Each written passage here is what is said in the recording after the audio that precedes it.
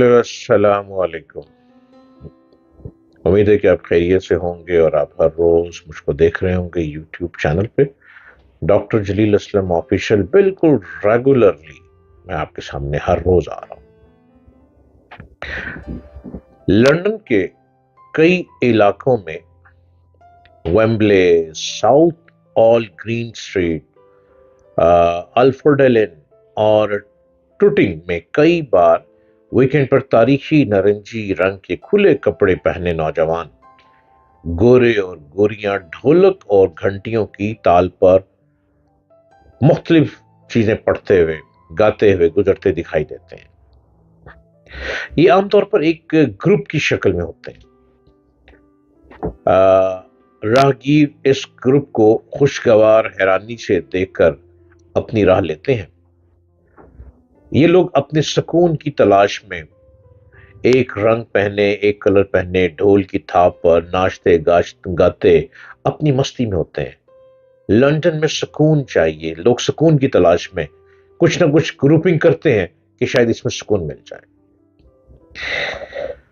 برطانیہ میں سماجی زندگی کی ایک اہم خوبی یہ ہے کہ یہاں کوئی کسی کی ذاتی زندگی میں مداخلت نہیں کرتا اور نہ ہی کوئی کسی کے ذاتی معاملات کی قریت میں رہتا ہے۔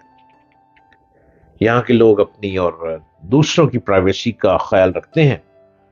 انگریزوں میں یہ تجسس نہ ہونے کے برابر ہے کہ ان کے ہمسائے یا رشتہ دار کیا کھاتے پیتے ہیں، ان کا عقیدہ یا مذہب کیا ہے، ان کی آمدنی کتنی ہے یا ان کا ملنا جلنا کن لوگوں سے ہے۔ یہ ہمارے ہاں ایشین ملکوں میں پایا جاتا ہے۔ یہ جو ہے نا دو بہن بھائی ملک انڈو پاک، انہی میں یہ چیزیں پائی جاتی ہیں اور ان ملکوں میں نہیں ہے۔ برطانوی لوگوں کی اکثریت وہاں کھجلی نہیں کرتی جہاں خارش نہ ہو رہی ہو۔ انگریز یا عیسائی اس بات پر بھی تشویش یا فکر میں مبتلا نہیں ہوتے کہ ان کے گھر کے کسی فرد نے عیسائیت چھوڑ کر اسلام یا کوئی مذہب اختیار کر لیا ہے۔ اسی وجہ سے ہر سال برطانیہ اور یورپ میں ہزاروں لوگ اسلام قبول کر لیتے ہیں اور انہیں گھر والوں یا دوستوں کی طرف سے کسی قسم کی مخالفت یا تنقید کا سامنا بھی نہیں کرنا پڑتا۔ جو لوگ اسلام قبول کرتے ہیں وہ دوسروں کی زندگی میں مداخلت نہیں کرتے۔ ہم پاکستانیوں کی اکثریت کسی غیر مسلم کی مذہبی تبدیلی کو ایک روحانی ضرورت کے حصول کے ذریعے سمجھتی ہے۔ غور کرنے کی بات یہ ہے کہ کیا مغربی معاشرے کے لوگ واقعی روحانی طور پر بے چین یا کسی قسم کے ڈپریشن کا شکار ہیں، اور کیا اسلام قبول کرنے یا کسی اور مذہب کو اختیار کر لینے سے ان کی روحانی پریشانی کو سکون میسر آ جاتا ہے؟ برطانیہ میں میں بالغ لوگوں کی اکثریت اپنی مرضی اور آزادی کی زندگی گزارنے کو ترجیح دیتی ہے۔ جو نوجوان ہیں، ایڈلٹ ہیں، وہ کہتے ہیں ہمیں آزاد چھوڑ دو، ہم جو مرضی کریں۔ اور یہاں کے بچوں کو ابتدا سے ہی اس شخصی آزادی کی ترغیب اور تربیت بھی دی جاتی ہے۔ برطانوی عورتیں اور مرد اپنی ازدواجی زندگی میں کسی قسم کے سمجھوتے یا کمپرومائز کے عادی نہیں ہوتے۔ انگریزوں کی ایک بڑی تعداد ایسی ہے جو شادی کے جھنجٹ میں نہیں پڑتی۔ یہ لوگ شادی کے بغیر پارٹنر کے طور پر ایک دوسرے کے ساتھ رہتے ہیں تاکہ جب ضرورت پڑے ایک دوسرے سے علیحدگی اختیار کرنے پر آسانی رہے، اور جو انگریز شادی کر کے میاں بیوی کے طور پر اکٹھے زندگی گزارنے کا عہد کرتے ہیں ان میں بھی طلاق کا تناسب 42% ہے۔ جس معاشرے میں گھر ٹوٹنے کا تناسب اتنا زیادہ ہو وہاں شخصیات کی ٹوٹ پھوٹ کا عمل بھی تیز ہو جاتا ہے، جس کی وجہ سے طرح طرح کے گھریلو مسائل، نفسیاتی مسائل اور روحانی مسائل جنم لیتے ہیں۔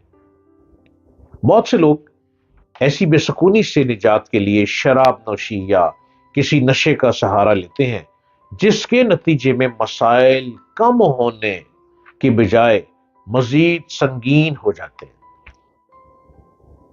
ذرا باتیں میری غور طلب ہے۔ ایسے حالات میں مبتلا ہونے والے والدین کے بچوں کو سوشل سروسز کے حوالے کر دیا جاتا ہے۔ سوشل سروسز ایسے بچوں کو فاسٹر پیرنٹس یعنی پرورش کرنے والے والدین کے سپرد کر دیتی ہے۔ ایسے بچوں کی کسی قسم کی مذہبی رہنمائی نہیں کی جاتی۔ اس وقت برطانیہ میں تقریباً 1 لاکھ بچے ایسے ہیں جن کی دیکھ بھال اور نگہداشت سوشل سروسز اور فاسٹر پیرنٹس کر رہے ہیں۔ ان میں سے بہت سے بچے ایسے بھی ہیں جن کو اپنے حقیقی والدین یا والدین یا والد کا پتہ ہی نہیں ہے۔ جب یہ بچے بالغ ہوتے ہیں، جو جوان ہوتے ہیں، تو ان کا کوئی دین ایمان نہیں ہوتا اور یہ لوگ زندگی بھر روشنی کی تلاش میں رہتے ہیں۔ برطانیہ کی 6.5 کروڑ آبادی میں تقریباً 37% یعنی 2.25 کروڑ سے زیادہ لوگ ایسے ہیں جو کسی بھی مذہب کے ماننے والے نہیں ہیں۔ انسان ازل سے سکون کی تلاش میں ہے، اس کائنات کے رازوں کو سمجھنے کی جستجو میں ہے، روشنی کے حصول کے لیے محو سفر ہر وقت رہتا ہے، اپنے خدا کی تلاش میں سرگرداں ہے، اپنی روح کی بے قراری اور بے چینی کے بھید جاننے کے لیے بھٹک رہا ہے۔ مذہب اور روحانیت کیا دو الگ الگ معاملات ہیں؟ تصوف کیا ہے؟ صوفیزم کسے کہتے ہیں؟ کئی سالوں سے برطانیہ اور مغرب میں روحانیت اور صوفیزم کا چورن بک رہا ہے اور روز بروز اس کی فروخت میں اضافہ ہی ہوتا چلا جا رہا ہے۔ منزل کی تلاش میں بھٹکنے والے مسافروں کو کبھی کوئی کسی آشرم یا مندر کی طرف لے جانے کی کوشش کرتا ہے۔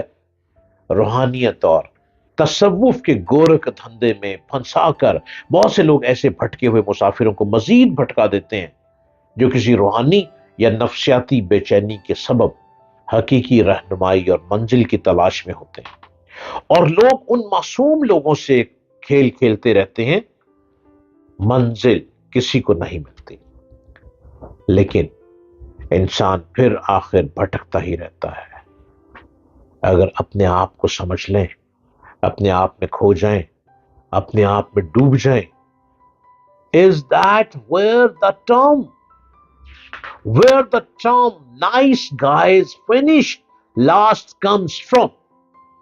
We should learn that you catch more flies with honey and in a word that starts against the handicapped. Sweet talk is a means to survival. People with physical disabilities are generally nice, simply because the word has not been handed to them on a silver platter. اپنے ہی من میں ڈوب کر پالے سراغ زندگی، تو اگر میرا نہیں بنتا نہ بن، اپنا تو بن۔